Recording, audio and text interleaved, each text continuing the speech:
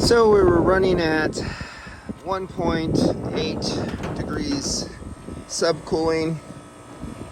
Gotta love the setup. Field piece is definitely the way to go. And I didn't bother going into method quick because this was a quick gas and go because there's a leak in the evaporator downstairs. And well, we got, I think we're at 11. I'm just gonna stop right there. I'm not even gonna dial it in because it has a leak. And so I'm not concerned with this. It's good enough that I add a sight glass up here, but I also have a sight glass downstairs. And this is just for shits and giggles. It's nice and clear. Before it was all foamy.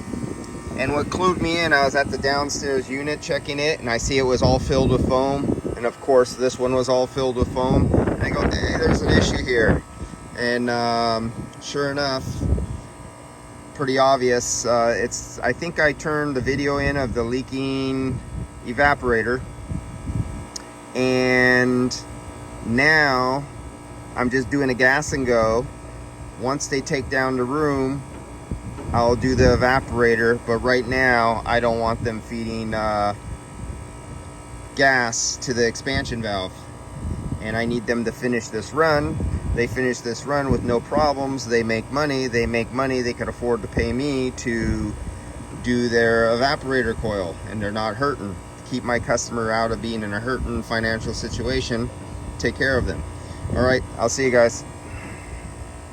Oh, little let's see, we got the ICM head pressure control, ICM 3-phase monitor. It shuts it off for high voltage or low voltage, or if it's single phases. And got rid of that little cheap Chinese 50-cent capacitor. And what you see is Sensi, not Sensi Predict. Is it Sensi? It's oh shit, what's the name of that?